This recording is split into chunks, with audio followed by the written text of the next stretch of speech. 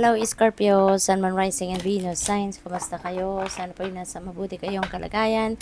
Welcome back po sa Star Tarot. Kung bago kayo dito, welcome din kayo. Thank you for your support. I truly appreciate it. God bless you all, Scorpio.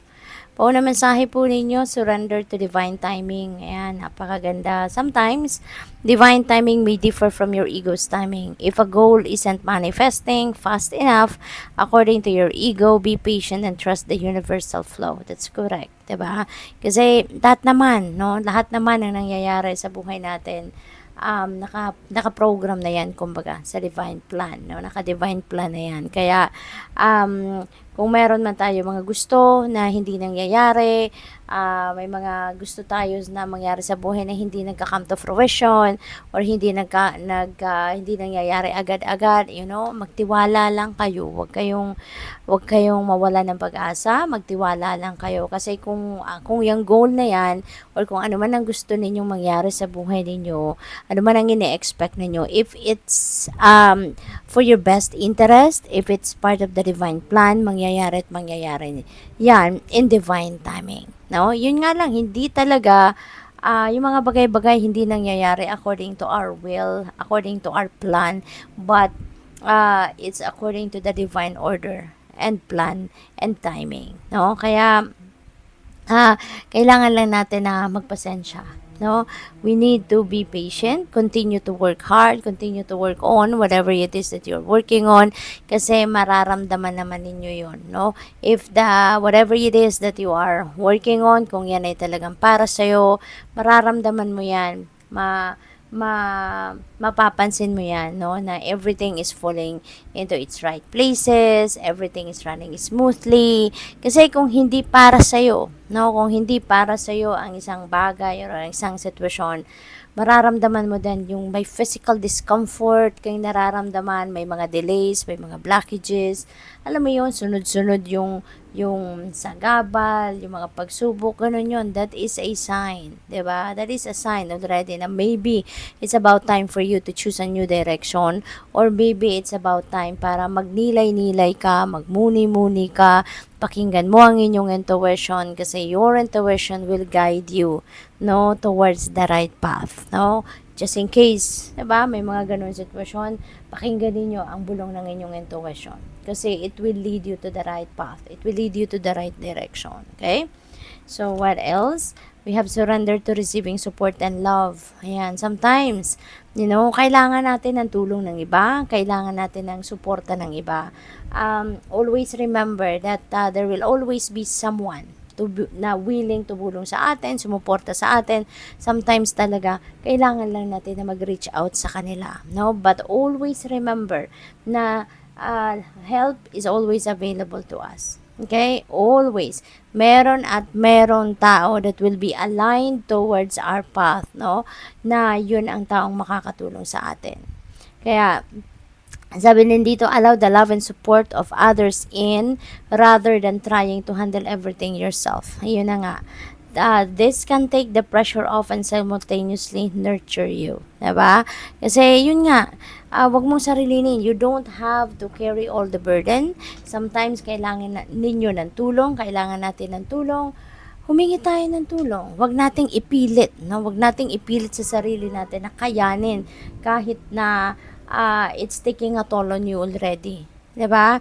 Kung alam mo naman na hindi mo kakayanin mag-isa, wag ka nang magdalawang isip, wag ka nang mag-atubili, wag ka nang mahiya, no, na humingi ng tulong, kasi lahat tayo at some point sa buhay natin nangangailangan or mangangailangan tayo ng tulong ng iba, no? Kaya wag kayong mahihiyang humingi ng tulong. Kasi kaya nga may kasabihan na no man is an island, 'di ba? Kasi hindi sa lahat ng pagkakataon kaya nating mabuhay mag-isa. At some point in our lives, meron at merong pagkakataon na kakailanganin natin ang tulong at suporta ng ibang tao. Okay? Kaya huwag kayong mahihiyang humingi ng tulong.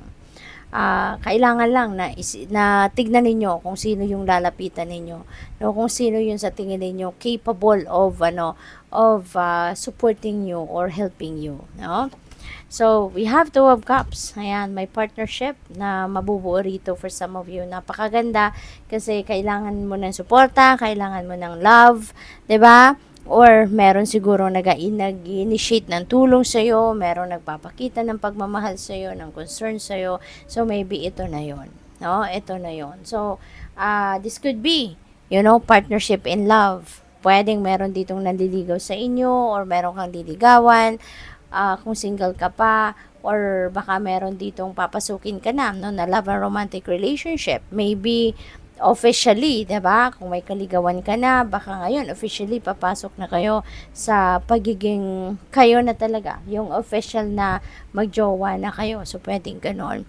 It is also possible ng iba sa inyo dito merong bagong kaibigang makikilala, or pwedeng magiging kakolaborate ninyo sa trabaho, sa proyekto, sa task, 'di ba, na binibigay sa inyo sa trabaho or business partner. So pwedeng ganun din ang ganap, no? Ang maganda dito sa kung sino man makikilala ninyo or makakapartner ninyo, makakasama ninyo sa buhay or sa kung ano man ang trabaho or proyekto, ang maganda rito in sync kayo, no? There is a chance na magiging in sync kayo, magkakaintindihan kayo, you're on the same page, yung gano'n, no? Mag-a-agree kayo sa halos lahat ng bagay. We have Four of Swords. Ayan. So, dito naman sa Four of Swords, this is rest, no? This is rest. Ito yung time na kailangan mo munang magpahinga, kailangan mo munang bigyan ng sarili mo ng opportunity to rejuvenate and recuperate, kailangan mo muna na magpahinga ka, as in, hindi lang yung katawan ang ipagpahinga mo, kundi yung isipan mo din. Kasi baka, may stress, baka may problema, or baka pagod ka mentally, 'di ba, sa trabaho, kaya kailangan mo ng pahinga. Whatever the case, no, maybe you need some rest sa ngayon, no, both your body and your mind, okay, para ma-replenish mo yung lost energy mo, okay? So, what else? We have Nine of Cups. Wow, Scorpio, napakaganda. This is happiness and joy na maaaring ma-experience ninyo sa ngayon dahil this is about falling in love, may mga blessings kang paparating, no? Wow, Two of Cups. So possible na talagang may in love dito si Scorpio, 'di ba? Pwedeng meron may napipick up din akong pwedeng magpapakasal ng iba sa inyo rito. Baka may kasalang pupuntahan or may kasalang magaganap na sa inyo or kayo mismo ang kakasal, baka soon, no? Or baka around this time, 'di ba? So pwedeng ganon. But yung may napipick up akong ganon ng energy. And this is also about abundance and prosperity. Kaya maaari, no, na meron din kayo mga financial blessings and financial opportunities, no, coming your way. So, it is also possible. At ang maganda rito, magiging masayang-masaya din ang iba sa inyo rito kasi this is your wishes coming true, no? Makukuha mo na, marireceive mo na, makakamit mo na kung ano man yung mga heart's desires ninyo, kung ano man ang mga pangarap ninyo, no? We have Five of Swords. Ang iba sa inyo rito, maaaring merong conflict, no? Maybe conflict with someone, no? Baka may hindi kayo dito pagkakaintindihan with another person. Baka meron ditong pag-uusap na hindi nag-turn out well, 'di ba? So pwedeng ganon. But this is number 5, no? This is Five of Swords. Number 5 resonates with change. Kaya kung ano man ito, magkakausap din kayo. Maaring eventually, mag-reconcile din kayo. Maaring mag-compromise kayo para mag-meet halfway, magkaintindihan, magkabati muli. Hindi malayong mangyari, no, na magkabati kayo, lalo na meron tayong Two of Cups. So, pwedeng one day, mag-uusap at gagaan din ang inyong mga pakiramdam towards each other. We have Five of Wands. Ayan, so, most likely, meron talaga ditong pag-aaway, merong diskusyon, no? Pwedeng work-related ito. Kaya siguro na-stress din ng iba, mentally tired ang iba sa inyo kasi nga dahil dito. So, siguro iniisip mo din kung bakit nangyari na nagkaaway, nagkasagutan, or baka iniisip ninyo kung paano kayo makikipag-reconcile, paano kayo, kasi baka ang iba sa inyo hindi sanay na may kaaway, hindi sanay na merong kagalit, hindi sanay na merong